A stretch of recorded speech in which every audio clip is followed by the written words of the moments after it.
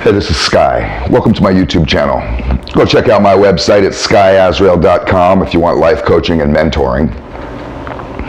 How do you deal with jerks? How do you deal with assholes? Stressful people. These are obstacles along our path. We have to deal with people like this all the time. I talk about in other videos having self-respect and getting rid of the dead weight in your life, of the people that bring you down, that aren't bringing you anywhere but backwards. Get rid of them. The people that intentionally trigger you, get rid of them. But you're still going to deal with jerks. Unless you just move to the mountains or something, or in the jungle and just never see people again, you're going to deal with assholes. And how do you deal with them? Now, if you go full Zen monk, like, Dalai Lama type shit, and I've known a lot of cats like that, and I get down with Buddhism and Eastern thought, Eastern philosophy, Taoism, I like a lot of that stuff, I read a lot about that stuff, I have a whole bookshelf full of crap like that, and some of these people will want to turn you into a pacifist, want to turn you into some real super nice guy. I'm not trying to turn you into a nice guy. Like many of the psychiatrists out there, Jordan Peterson, one of the most famous, they talk about you have an inner monster and you need to learn how to tame your monster. I'm not trying to teach people to be pussies or to walk around, being soft. I'm a hardcore motherfucker from the streets. You go ask anybody who knows me and they'll tell you, Sky's dangerous. I'm dangerous, and that's a fact. But I'm in control, at least now I am. I wasn't always. So let's get down with this list. The first thing that I want to talk about as far as how do we deal with others, these jerks out there, these obstacles in our path, how do we deal with them? Do we fight them all? Do we descend to their level and bring ourselves down? No. You want to keep your place as a king, and this is how to act kingly. You'll notice that kings, a good king, will have patience.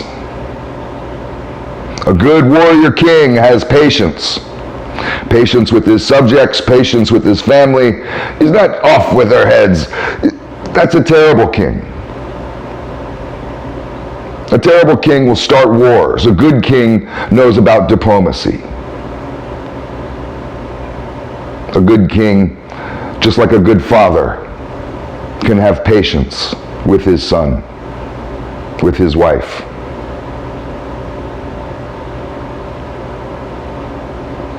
You want to be tolerant. Patience and tolerance, those are two things that go together, and you can tell yourself this just as a mantra throughout your day. Practice patience and tolerance, just as a reminder. Being tolerant is hard, tolerant of others. When you talk about tolerance, you're talking about acceptance. I talk about these three things first: patience, tolerance, and acceptance. This is important stuff. To be able to accept who people are, what people's capabilities are. Accept that somebody is trying as hard as they can, and they may not be trying as hard as you can, but they're trying as hard as they can. To accept reality. Accept people's capabilities. Accept people's circumstances. To accept that one of the aspects of life is dealing with jerks. The second you open your eyes in the morning, you have to understand, Marcus Aurelius talked about this, you're going to run into assholes today. The world is full of them. And you can't let it bring you down. The people that let it bring them down are the ones that don't win the game. They don't get far in the game. Part of this game, part of what's going on here is to see how you deal with these obstacles. This is how you level up. So we have patience, tolerance, and acceptance. Those are the first three ways that warrior kings rule. That when you run into these obstacles, these jerks and assholes, people that are trying to bring you backwards on your path, You may not need to draw your sword or call your troops. You may not need to start a war or jeopardize the kingdom. You may need to just practice some patience, some tolerance, and acceptance. But with acceptance comes understanding. So that's the fourth one. You want to be able to have some sort of open-mindedness. Understanding comes along with being open-minded. If you're closed-minded and you're not willing to accept other ideas, other possibilities, that there may be more than one way to do something,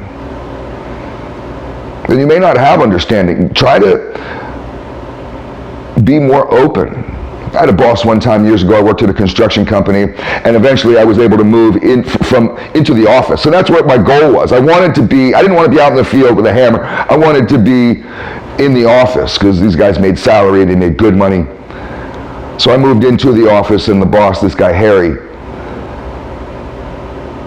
he kind of had me as a floater position doing various things, and one of the things that I would do would be to go back into their warehouse, and they shipped road tubing and nails, box of nails. I would ship boxes of nails all over the country to Department of Transportations all over the country. I'd spend a good couple hours back in the warehouse, and it was all unorganized, and I organized it, and he came back and told me, hey, this isn't how the last guy did it. But he understood. He was like, everybody has their own way of doing things, and as long as this works for you, and as long as we get these boxes of nails shipped out, that's all that matters. And I really liked having an understanding boss. Be an understanding boss. But when you're understanding, you have to have boundaries. And that's the next one. You have to have boundaries. Number 5 is boundaries. A good king, a warrior king, will have boundaries. They have a line that you can't cross. I'm willing to deal with you guys peacefully, but there's a point when we will go to war. And I have this kind of attitude with others around me. I have boundaries. There's only so far I'll bend until I snap back. I'm like a palm tree. It's not that I break like the oak tree. Some people bend so far they snap. Not me. I snap back. But when you're talking about boundaries and somebody crosses those boundaries, because what are we talking about here? We're talking about how we deal with jerks and assholes, and how do we deal with these obstacles in our life. When somebody crosses those boundaries, this is where it gets hard. I try to maintain a level of self-respect. What does that mean? It means that I don't allow myself to descend into my monstrous state. I don't allow that inner monster to take me over. I have in the past. You cross me, you cross those boundaries, you cross that line, I told you not to, and now you're going to get it. Now you're going to see what the devil looks like. And I try to keep that in check. You fathers out there, you people that have grown up with small children, you know this already. You may want to kill that little son of a bitch, that little brat. Oh my God, what they said, what they did. Oh, you want to wring their little neck.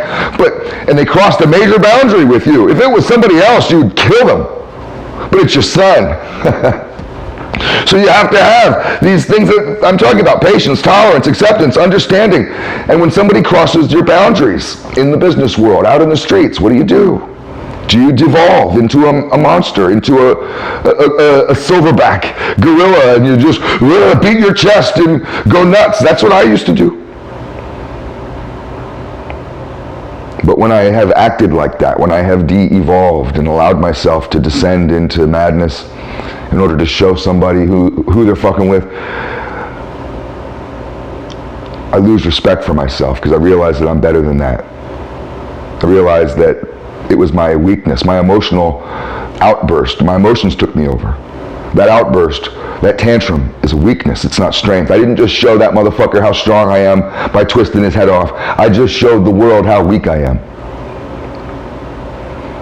So when someone crosses your boundaries, the first thing that you want to think of as a warrior king, as a good king, is to maintain your self-respect, maintain your honor, maintain your position on the throne. Remember who the fuck you are. With self-respect comes self-control. We need to always maintain self-control. Marcus Aurelius talks about this. Musashi talks about this, the samurai. A lot of people talk about this. You need to maintain self-control at all times. If you need to punch something, you wait till later. Nobody sees the warrior king go into a tantrum. He waits until he's in his own space and punches a pillow and yells, "God damn it!" But nobody gets to see that because you need to maintain a certain level of self-control.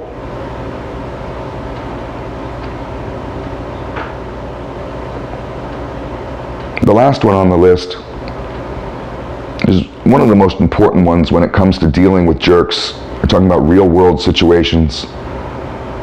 Is you have the power to leave. You have the power to dismiss people. You have the power to end the meeting, to end the conversation, to say, I'm done with this now. This is over now. I'm walking around you and I'm going away. Goodbye. This is over now. You know, you have that power to do that. You watch these old movies with these kings and they'll listen to somebody come up to the throne and beg and plead and talk shit, whatever. And at a certain point, they'll just be like, mob bosses do this same thing. The Don will listen to you run your mouth. These fucking capos come and run their mouths all day long. They go up to the boss and whine and moan about this and that. And after a while, the boss will just is like, get the fuck out of here. You have the power to end it. So I hope this was helpful. It's all food for thought. Thanks for watching.